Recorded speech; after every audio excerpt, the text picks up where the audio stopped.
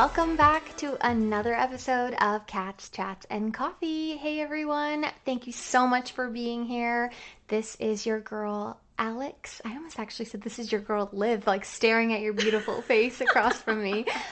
This is Alex, and I am obviously here with my super awesome co-host, Liv. Hey guys. We are happy for you guys to be here, like I already said, but this is going to be an episode that we chat a little bit about Liv's story. But before we get into that, let's talk a little bit about our day. How's it going? How are you doing? Doing good. Yeah. It's a Sunday. We're chilling. It's nice. It's a beautiful day outside. It's fucking cold. It is but cold. The sun is out, and that's always nice. And Yeah.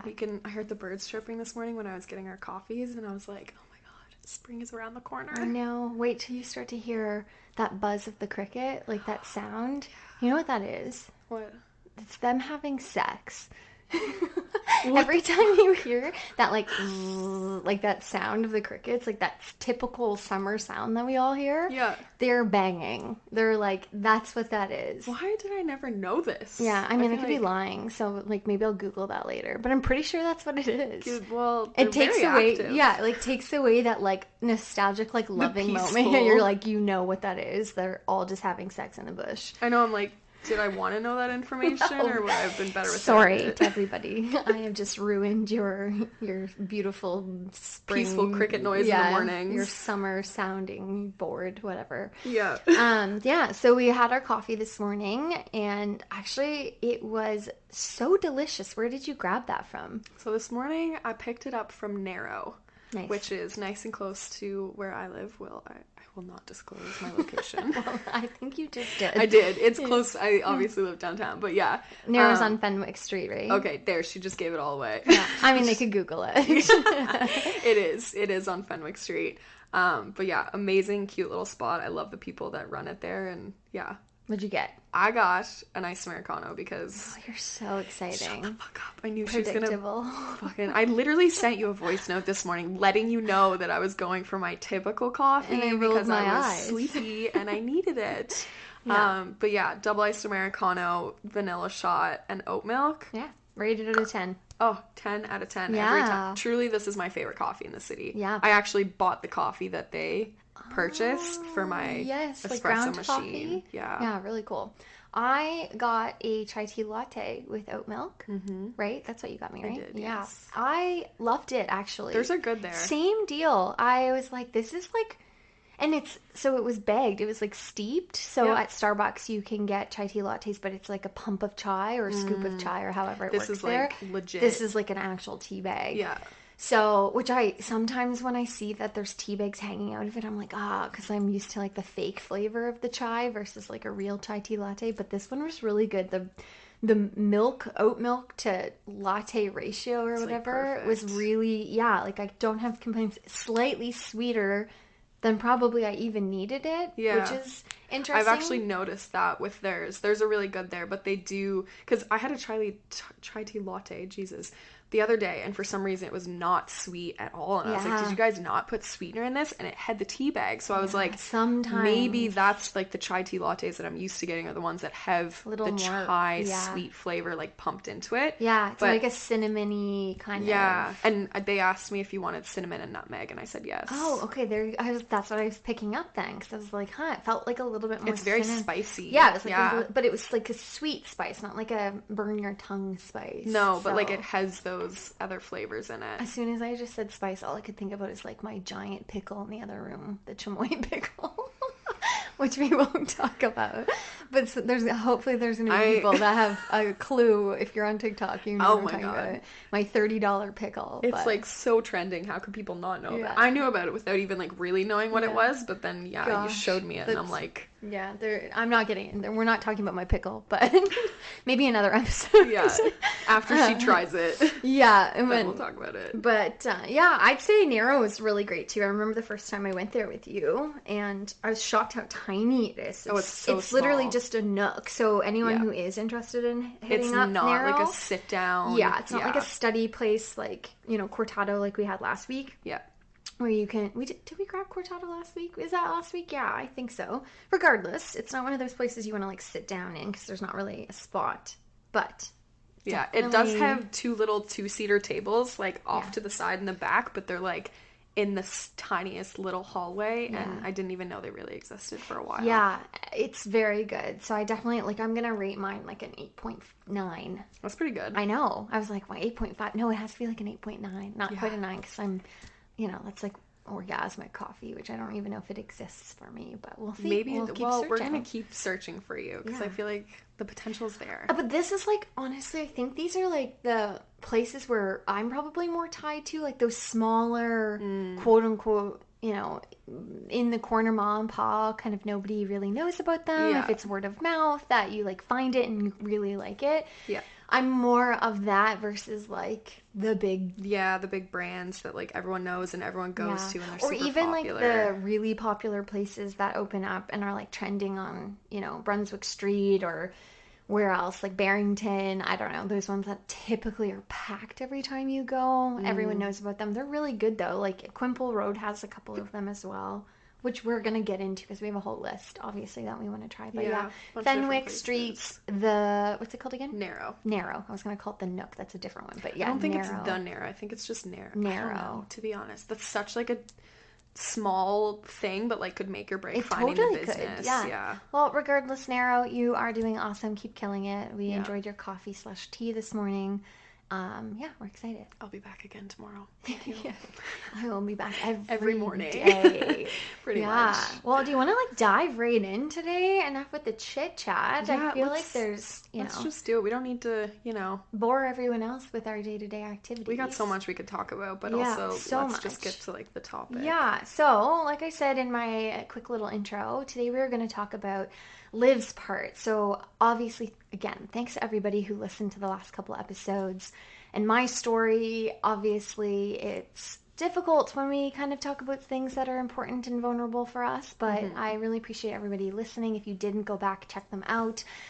This is going to be Liv's side of her, kind of what happens when she falls apart. And, I think everybody can relate to the story, and it's going to be a really interesting one. So, Liv, why don't you kind of just start us off about, where are you from? What are you doing? How'd you get here? Like, tell us a little bit about yourself. Yeah, totally. I mean, obviously I live in Halifax now, but I am a island girl. So yeah, I'm from PEI. I'm gonna kind of bring my story back to, like, we're gonna start around 2019, because I feel like, I mean, there's a lot that happened to to me in my life on PEI, obviously, which we don't need to go into all of it. But yeah, like Alex said, just kind of my version of multiple situations where it literally felt like my life was falling apart. And, like, looking back at it now, being so 2019, it's 2023, over the past 4 years ish. Like, Good looking, math. notice how I had to say it out loud to, like, I was like to counting in my backtrack head. 4 years, though. Carry the 2 plus 4, it is 20. Is it 2023? Minus 3? Yeah. Literally, in my head, I was like, don't fuck It's up all a this math blur. right Yeah, now, it's all a Liv. blur. And It really, honestly, this 4 years feels like it's been like 2, but also like 10. Like, I don't know what's going on. no, seriously, like, going back over this, like, reflecting on it to figure out, like, to look at my story and be like, what parts of this do I want to share? Like, Yeah. blah, blah, blah. It was very insightful, because I'm like, first of all, can't believe we made it through all that shit, right? Like, a lot of these things that we go back to, like, when we think that our life is falling apart, like, it actually genuinely feels like it in that Totally. moment. And even though, Absolutely. like, 6 or 9 months or 2 years later, like, you figure shit out, like, in that moment, it just feels like everything is so heavy, and Yeah. it just weighs on you so much. So yeah, let's quit beating around the bush and just get back to it. So yeah, throwback to 2019. I was living in my parents' basement. I had just graduated college. I went to Holland College and did sport and leisure management, and I was living with a boyfriend at the time that I was in school. So we had just gone through a breakup, and I moved back into my parents' basement. This was, yeah, 2019, so I would have been, Jesus, can't There's do the the math now. math again. 23? I guess I would have been, yeah, because I'm Just a turning baby. 27. Yeah. Yeah, so living in my parents' basement, I did sport and leisure management, was not working in the fitness field whatsoever, didn't really know what I was going to do or where I was going to take that, and just went through a bad breakup, moved back into my parents' basement at the age of 23, which did not feel proud of that. In my head, I was like, I'm going to save money and then I'll move out and buy myself a place or something like that. But I was really just kind of like going with the flow of life and didn't really have like a future plan in any way, shape, or form. I'd known for a very long time, pretty much my whole life, that PEI was not my end destination. And I didn't want to stay there. I any opportunity that would come to me to get me off the island, I was like, yes, I'll take it. And almost exactly that is what happened. So one of my good friends from PEI actually ended up moving to Halifax, and I came over for a weekend to visit her, with no intentions of dropping my life on PEI. And I literally came over for 3 days, and within the 3 day span, I had already quit both of my jobs back home on PEI. While you were in Halifax. While I was still in Halifax. Yeah. Oh, it was, my life was, I went through the breakup, so I was really depressed at that time in my life. So anything that kind of came up, I was like jumping on it, right? Like I just wanted any type of positive kind of like change. An excuse too. Like this is totally an excuse to make a change, have an opportunity. Like you're here, you're like, okay, I'm going to quit my job now. Oh, now I don't have a job. Now I can do whatever I want, sort of thing. Mm-hmm. Exactly. So yeah, I took the opportunity that came to me. So what that meant was within those 3 days, I obviously was moving to Halifax. So I literally drive back. At the time, I owned a Honda Fit. I drive back home and I start immediately packing up my shit, which wasn't really a lot of stuff because after moving back home, I got rid of a lot of my stuff and I was like, I'm just gonna stay at home. I'm not moving anywhere else. Like, just stay at home. If I don't have things, like, I won't be able to live in an apartment. Totally. You also, like, are using your parents' stuff. You don't really, you're in your childhood bedroom, I assume. Literally. You can't store, like, furniture in there. Like, I didn't have the same storage that I had in the apartment that I was living in previously. It kind of blows my mind sometimes when I think back to, like, when I was living at my parents', like, how much stuff I didn't own. Like, growing up, you don't own a lot of stuff. You don't. You have your small, tiny, like... Well, why would you need it? You know, small bedroom with your double bed, and, like, that's it. Your, like, clothes are basically your only asset. Now I, like, look around my apartment, and I'm like, I have so much stuff. When you become an adult. Yeah, I've, like... And, like, the more space I have, the more you feel, like, obligated to fill that stuff. Oh, my God, yeah. Yeah, that's definitely how it goes.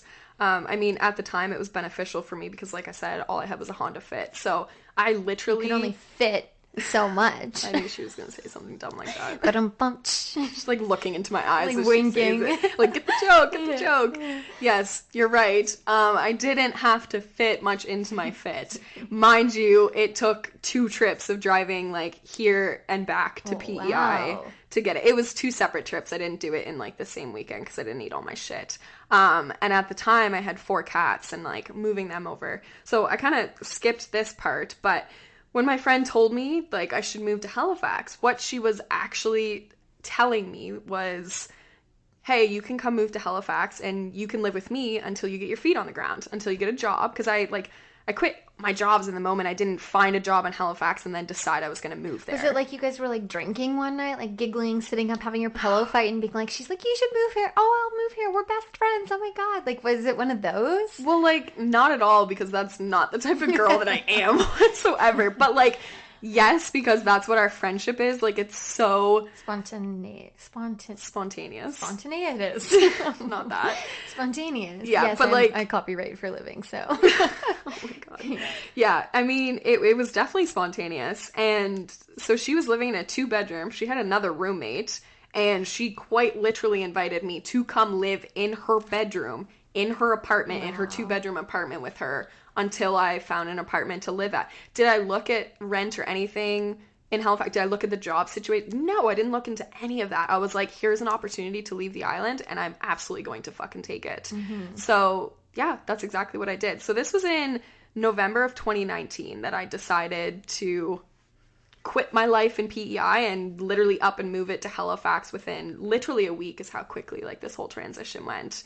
So, yeah, I get to Halifax. I'm living in my friend's bed and my friend's bedroom with her. Living in my friend's bed. Literally, like, dude, I didn't own a bed we lived together for probably like 6 months. And in this situation with me living in her bed, we slept in the same bed together every night. Every now and then I'd sleep on the couch because I was like, I just need to not touch someone's leg while I'm sleeping or know that I can't move because there's a person beside me. Just like a chronic sleepover. Yeah, it's honestly to think about doing that at like 23. It doesn't matter how close you are with your friend. Like I don't ever want to do that again. Love you to death, Em, but yeah, we're not doing that ever again. She knows. Anyway, so yeah, I moved to Halifax, didn't have a job, and it took me about 2 months to find a job. Like it was right around Christmas, I think. So not quite 2 months whenever I finally got my first job. Okay, yeah, it was because I remember we had the Christmas party that I was like, I'm not going because I don't know you people. So yeah, I got a job at Orange Theory Fitness in Halifax, which I was super stoked about because I was like, okay, no more serving. I'm working in a gym. I have like a little bit of fitness background. At the time, I was like a heavy gym goer on PEI and yeah, like I was big into powerlifting and bodybuilding, so I knew that like working in a gym was going to be better for me. So yeah, I was super stoked about that. Finally got my first job. So this is probably December 2019, and I think we all know what's coming because a quick Dun dun dun. dun, dun, dun, Yeah. a quick 3 to 4 months later, Yeah. my boss is telling me, "Hey, the whole world is probably going to shut down. You should look into getting like a loan or something taken out or like some money because we're probably not going to have our jobs here." And I'm like, no, you're fucking kidding Right, me. and this is before like CERB probably even came out, so Oh, nobody we had like a knew. month of shutdowns Yeah, before like we knew nobody CERB even was knew. coming. Right, like I'm sure everyone listening has their own like 2019 story where they like all of a sudden it's like wild that we as a collective like it's individually have this experience. It kind of reminds me of like 9/11. If you were born at that time, it's like you all know where you were that day. You Yeah. kind of all You just know. remember it. It's You remember a this huge is yeah, it's moment. gonna stay with us Oh when God, we'll you remember this years. yeah, turn the Yeah. TV on and all of a sudden it was like COVID-19 and people were started to wear masks and like people were buying toilet paper and like chips were like it was like storm chips but like 10 times worse. Yeah, like it, lifetime. it felt like a doomsday was coming. Well, it definitely was. Yeah. Yeah, so that was obviously March 2020. I kind Yeah. of skipped a little bit here because now that I'm thinking back to it, January 2020, I unknowingly, saying unknowingly to know like that COVID was coming. I obviously had no idea this was about to happen. I started OnlyFans in January 2020. Gasp. Scandal. Yeah. She leaves PEI and starts an Oh my OnlyFans? goodness. What?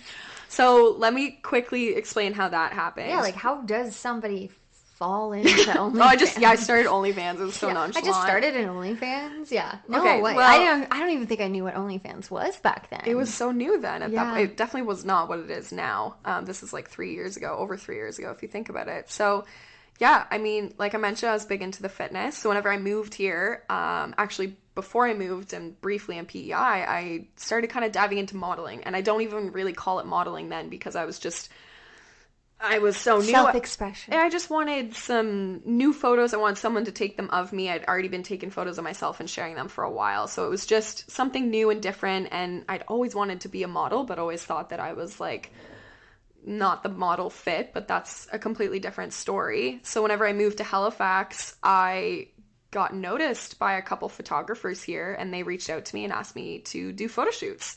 And I was like mind blown. Little old PEI girl who had no experience in modeling was like, oh my God, I don't know how I'm going to work with these like great photographers, blah, blah, blah. And it just kind of kickstarted, which is kind of how my story into modeling kind of happened. It quickly became a huge passion of mine. And yeah, I met a lot of amazing people through it. And one person that I specifically met through that was another local fitness model who had an OnlyFans. And she had like double my followers on Instagram. She had like years and years of experience of modeling, like more than I did.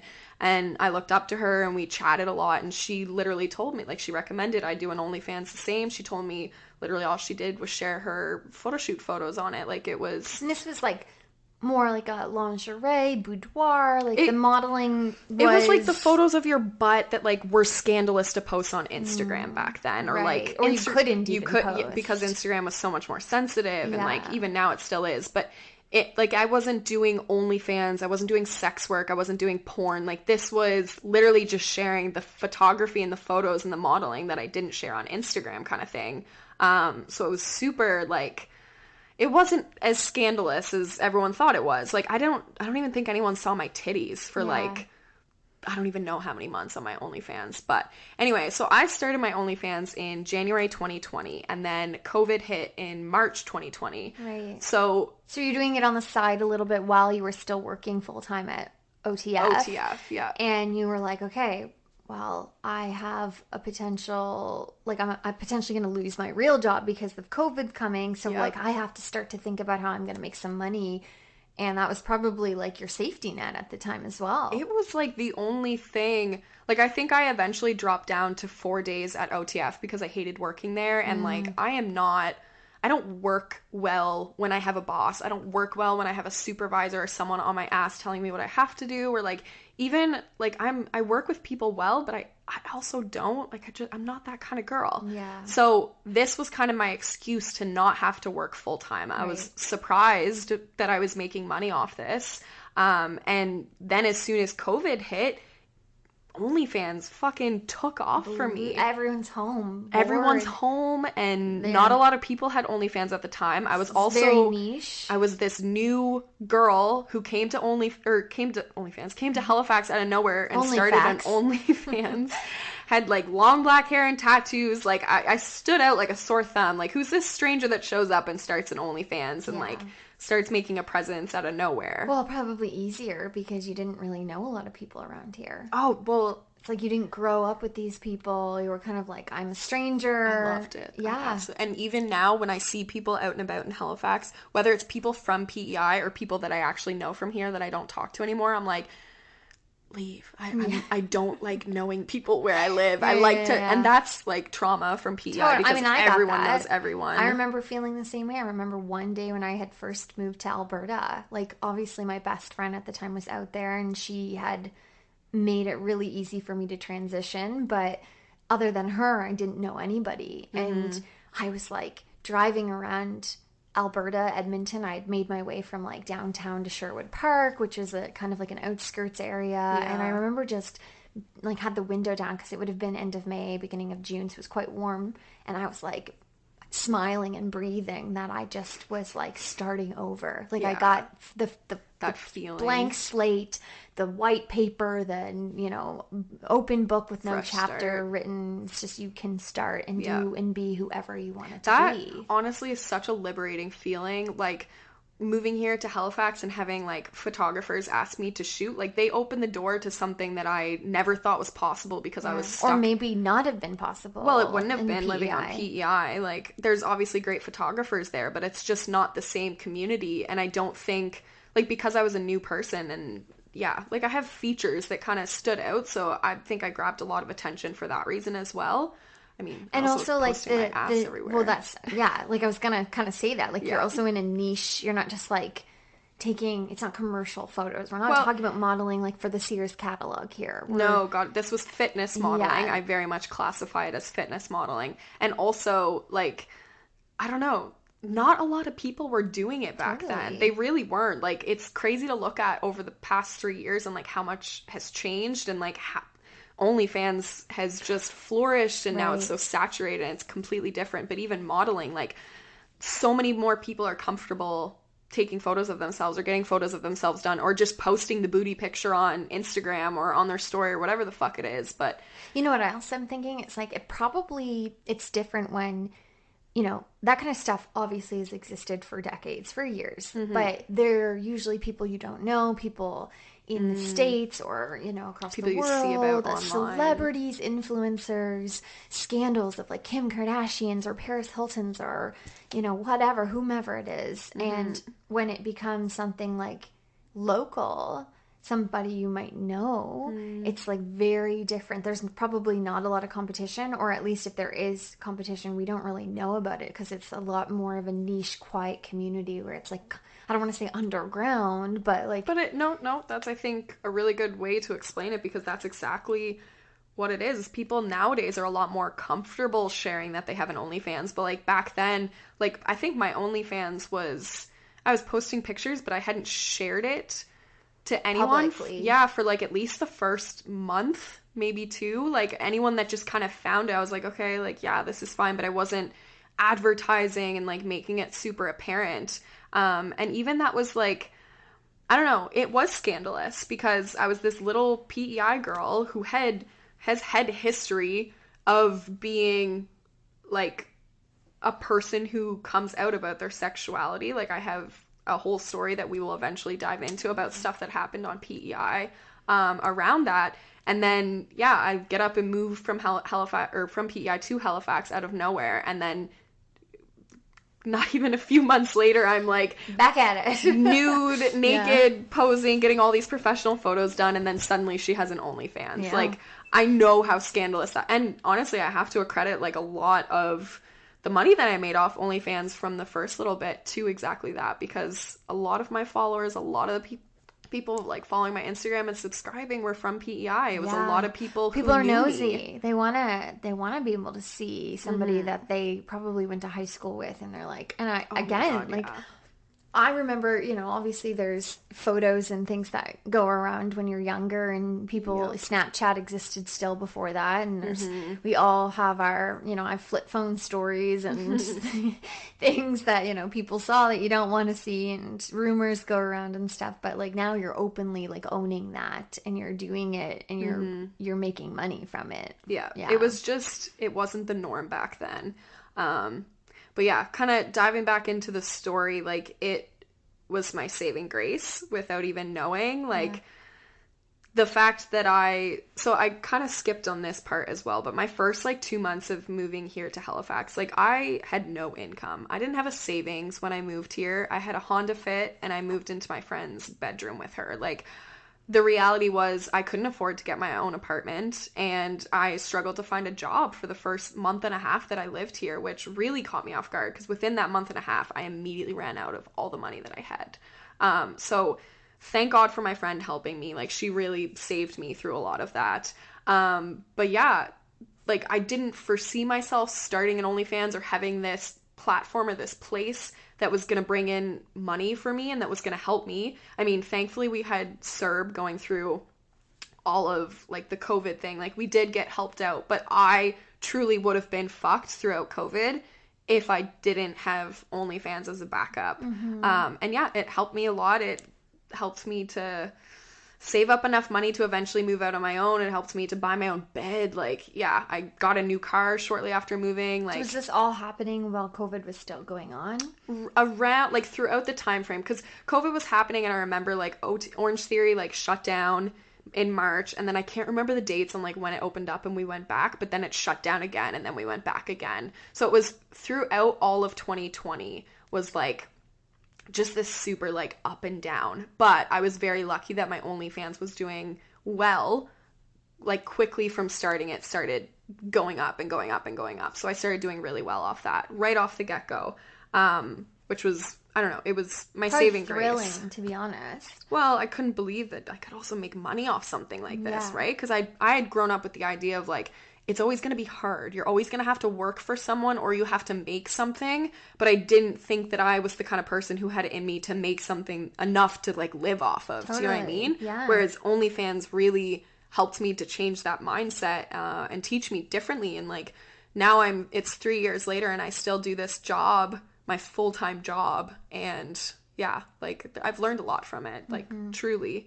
But yeah, to kind of get back on timeline wise, I know I mentioned like going back to work and like then going back into lockdown, and the entire time like I knew that OTF wasn't a forever job for me. I was a sales associate, right? Like working at a job, and when COVID hit, like working at gyms became fucking awful because the only thing this goes for a lot of places, the only thing your job was cleaning. It was sanitizing everything. So like I didn't even feel like I was working at a gym anymore. And also challenged either. No, right? And like initially when I got the job there, like I wanted to do the coaching until I realized what the coaching was, and then I was like, yeah, I don't actually want to do that. I'll stay as a sales associate.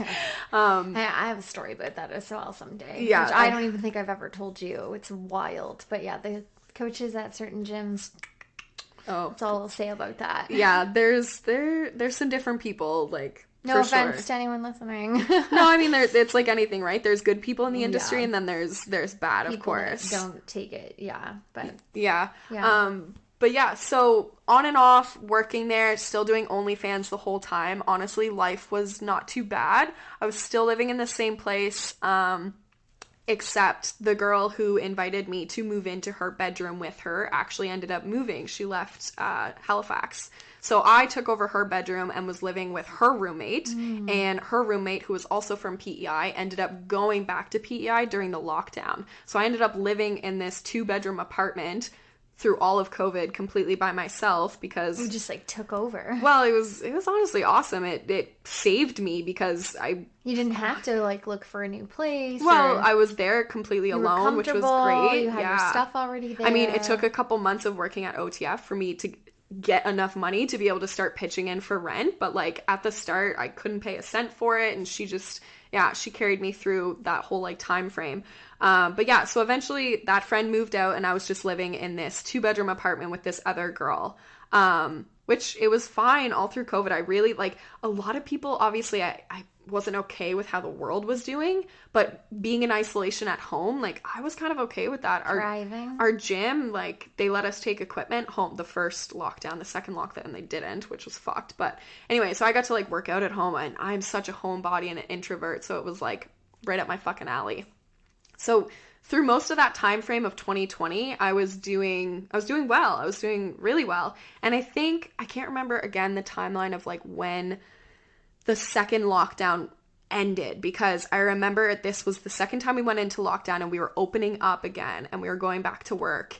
And I think I was only back to work for like 3 weeks, and this lined up to January 2021. So like a full year almost of lockdowns. And I got fired.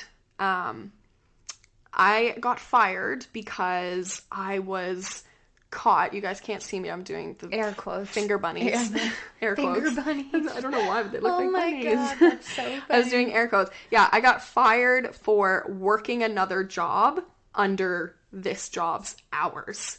And I have no shame in sharing this story because I cannot stand the owner of this business. Yeah, and fair. He absolutely knows that. Fair enough. We did not have great blood the entire time I was working there. It was one of those situations where the boss wants you to be fired the second you get hired. Yeah, you just like butt heads. He hated me. He really truly did, and I don't know why. I think it was because I like purposely went against all of his like rules and whatnot. I don't work well for people. She doesn't like authority people. Okay, well, one of his... Yeah, we don't have to get into that. That's a whole other thing. But yeah, anyway, so I got fired from this place because I was caught opening up on the computers, opening up like a training app, which it absolutely was a training app. But the only client that was put into it was me. I was showing one of my coworkers what my gym routine was that day, like literally what I was going to be training after work. At OnlyFans, yeah. At Orange Theory? At Orange Theory. I was on their computer opening up a different training app to show my workouts, and he saw me on the cameras and claimed that I was working another job. They were just... So how would you even been working that other job? It's not like it was your app, your training, like you weren't telling other people how to do this, That's right? like, I was so confused. You weren't making money from this. No. You were paying for this There app. wasn't even any clients on it. It was my workout routine. Like, Yeah. It was my only thing. And funny enough, because after I got fired, I ended up using that app to then start training clients. You were like, well, if you give me the idea, I might as well take it run. Yeah, I was like, well, fuck yeah, let's do it. So yeah, they were essentially just looking for a reason to fire me. And I probably should have quit because I knew that I didn't like working there. Everyone knew that I didn't like working there. Like, it wasn't a surprise. You kind of were just there for the paycheck. Well, and a lot of people do that, right? So I was trying to get by. But yeah, after losing my job, I was kind of fucked. Like, he literally fired me. Like, he didn't lay me off so that I could go and find another job throughout COVID. Like, he straight up fired With me. cause. Yeah, but also the letter or whatever that he sent me afterwards did not mention anything to the actual reason as to why they told me over the phone they were firing me. Yeah. I tried to fight it, but they covered their ends or whatever. They did the Yeah. bare minimum they had to, Yeah. which is so fucked. And also just to like do that to someone who had been working for you for almost a year throughout all this COVID shit, to put them like high and dry in the middle of COVID with like I was... And like didn't even want to like have a, hey, let's sit down, let's talk about this first, let me understand what was No, happening. they called me on my day off Yeah. and fired me and told me not to come in the next day. So I truly had Didn't even have a chance to explain. No. And I was fired by the manager, and then I immediately called my boss because I was like, where is this coming? Like, this is not true. Why? The facts that you're telling me are not true. You can even ask the coworker I was working with. Like, I wasn't working another job. Anyway, it was a whole fucking ordeal. But point of the story, I lost my job in January 2021, and I didn't have a backup. I had OnlyFans. Thank the fucking Lord for that, because that is quite literally the only thing that put food on the table for me or allowed me. How is your OnlyFans doing at this point? You've been on it for now a year almost. So like, I could ask you, like, on average, how much you were making, how many fans did you have, like, what are you willing to share? Like, how can we get an idea of, like, how you were doing in comparison to maybe somebody else who was just doing it for fun? Like, is able to pay your rent? Was it able to pay your car payments? All of that stuff. It was... What I was making at that time would not have been enough to pay for my bills and my car and everything like that. But because I lost my job, it put me in this situation of... I either put way more effort and energy into my OnlyFans and actually try to pursue this as a thing. Because the whole time it was just a side hustle for me, right? It was just like extra, like spending money. It totally was. Yeah. Well, it wasn't spending money because it was paying my bills still, and it was paying off all the debt that I had put myself in from moving here and not having a job for 2 months. Yeah. But like I didn't have to put a lot of energy. It wasn't like I finished working my day job and then went home and put another 3 hours in every night to OnlyFans. Like Right. it was just kind of going. It was doing its own thing. I had lots of content coming in because I was doing tons of photo shoots at the time. I also wasn't doing explicit content in any way, so I didn't have to... There was a lot of things that I didn't have to worry about compared to where I am now. Like, looking back, I'm like, wow, that was so easy. It was really... like so like simple compared to what a full-time career in this industry is. Totally. Yeah. But it also has to do with the fact that it's so, like, out there. It's just a random job. Like, not a lot of people do this kind of... Well, now I would say a lot of people do sex work. And I'm sure lots more than we even would have any, like... Oh, and tons did it before OnlyFans was Bobby a thing. Joe down the dairy aisle probably has her own... She's like a mom of four and has her own secret Tons of people have these, like, secret stories or their secret OnlyFans or secret sex work that they've done behind. Things like that. We don't know what there's people's personal lives so are. much more of that going on in the world than people realize. Yeah, absolutely. But yeah, so in January, it put me in this situation of, do I want to get another job or do I want to pursue OnlyFans? So I looked, obviously. It was in the middle of COVID. Things weren't great, like there wasn't really a lot of options. Best time to try to find a job. Oh my god, it was fucked. I did try a little bit, but as soon as I noticed that I started actually putting effort into OnlyFans and being more present on there and advertising it more, it started to pick up. So I was like, okay, I have some control here. I've had so many people ask me over the years, like, oh, should I start an OnlyFans? Like, how well do you do? And I'm like, you do as well as you choose to do. Mm-hmm. If you choose to put in time, it will pay off. Yeah. And it has to be consistent. But and I think people have this like misunderstanding that you have to like look a certain way or have a certain size, which is also not true. Or have a specific kink. Like I mean, obviously I'm not in that world, but I know enough. I've seen enough. I'm a grown ass woman. I understand You're not, it. blind to it. You're in it. A couple other friends I know actually have OnlyFans, so I know enough that it's like you could be what somebody would consider not an attractive person at all and be making bank off of this stuff. There's a niche for everything. Absolutely. And like, you could can literally do be just putting your feet in That's a thing too. Lots of people love the feet content. It's like wild to me. So like going down that path and like learning about that stuff, it blows my mind what people will pay for these days. Blows my mind. It's been very eye-opening over the past few years. I will say that for sure. Yeah, so somebody who is an attractive woman who had a certain physique, like has a specific, kind of content, you're starting to kill it. You're starting to do well, and it's probably fueling that fire. You're getting a lot of validation. Talk about like how starting this kind of job started to make you feel on the inside. Like, what were you feeling when you started to pick that up? That's a really good question. I'm glad you brought that up because I do want to tie that into this.